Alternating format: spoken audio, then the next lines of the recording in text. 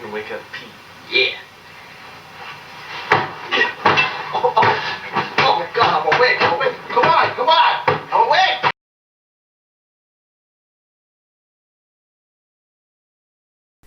Hey peeps, we're back for week number 41 of Lifting Excellence, or something. Hey, welcome back everybody. This week, I would say, was another good week, even though not everything went exactly to plan, but that's okay, because it's when you can have a good week under those circumstances, I think that is a good thing. What I didn't tell you about last week, and also this week, is that I've actually been fighting a bit of a head cold.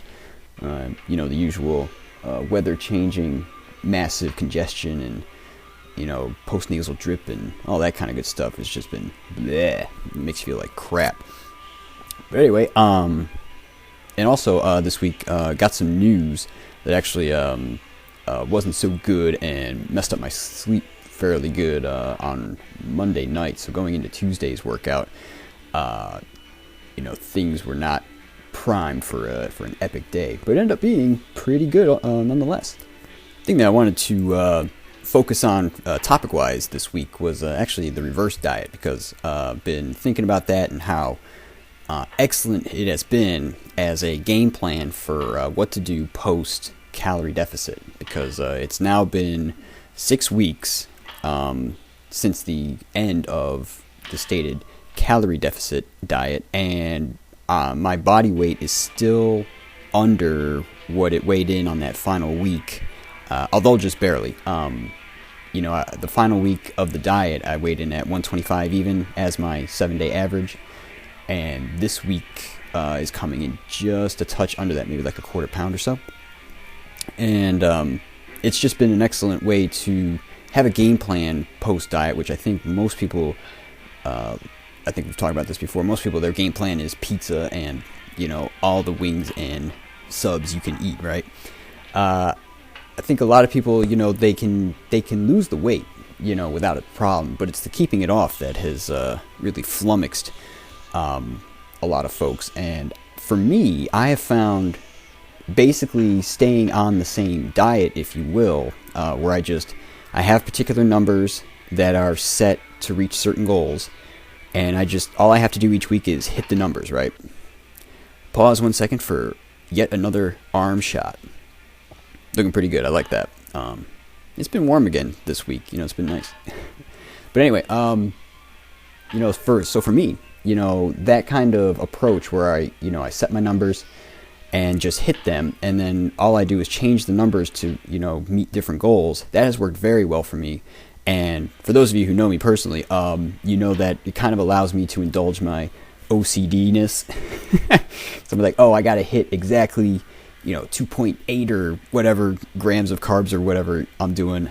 But it's basically, it seems to me to be a diet that I can stay on, I think, indefinitely. If I have to change things for whatever reason, like say, I announced last week that, I got the no diabetes seal of approval on my latest blood work. Well, let's say someday that comes back and is showing it, just for whatever reason. I can change numbers around, shift off of carbs, put it more on fat, go back to like a low carb thing, but keep my calories the same. And potentially, that could be a good way to avoid having to go on medicines, that kind of thing. So, like I said, that game plan thing has been great. I'm getting to the point now where I don't even feel hungry anymore. Like, I'm eating enough food each day where I'm like, oh man, I have to eventually eat more because I'm continually trying to push it up. I'm like, that's gonna be crazy. Let's talk about the bench press. This is 165 for 6 sets of 5. The only change to the rest periods that I had to make was on the final set.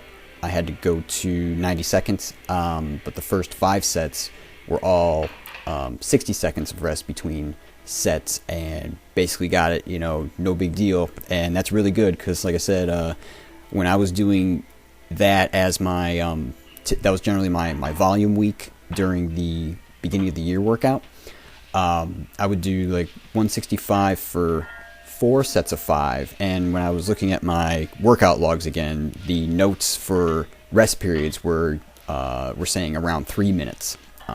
So that's pretty good. And my body weight is down at least 15 and, more like 16, 17 pounds from where I was then. So I am excited about that. So what you're seeing here is me kind of being a girly man. I put on the sweatshirt thinking I could have some padding between the belt and my bones to make it hurt less. But frankly, the shirt came off after the second set because it was just way too hot. And really what you got to do is just build up calluses, right? So I'm probably the only person on earth waiting to build calluses on my hips and on the underside of my ribs. Because as expected, it felt bad. Yeah, so you may have noticed that on that squat workout, I kept the weight the same as what I had done on Sunday, both to help get used to the belt again and to slow down like the rate of weight increase, because I've been jumping up pretty much like 5 pounds every workout. So with the squats, that worked out to like 10 pounds a week since I do 2 sessions of heavy squats.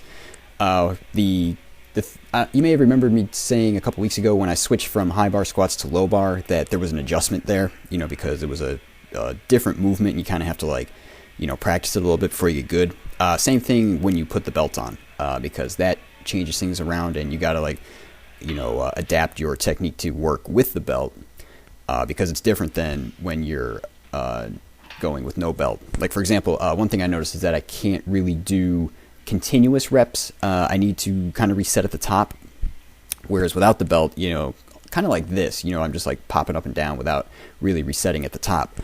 I find that with the belt I need to reset, recollect my air, that kind of thing, and then do the next rep, and that was something I had to get used to. Yeah, so all in all, a good week. I'm happy with how things went, and I'm digging that hair. I'm glad I decided to try growing it out all year, although it's definitely going to be getting hacked off at the turn of the new year. So I figure, so long as I still have it, might as well enjoy it, right? Good stuff. Now for this week's volume update, pretty much standard, went up 2,700 pounds. Total now is 88,000 and change. I'm not too worried about getting that to 100,000 too quickly, because even though that is a goal, I want to make it, legitimate. Like, for example, I could just add in pull-ups, right, for example, and all of a sudden add, 5,000 pounds a week, even though when I started counting, it was without pull-ups. That's just kind of like mucking with the numbers, and I'm not really interested in that. So the volume's good, and I would expect another, 2,700 next week to put me over 90,000. And the reverse diet update for the week, actually showing a very slight weight loss. And you know what that means. That means I get to add the full complement of 100 calories via another 16 grams of carbs and another 4 grams of fat to my diet. This week, it was awesome because I had tons of cancer, and it was delicious. That's all I got to say. Delicious cancer. So anyway, guys, we will see you next week, and I hope you're having a good one. Take care.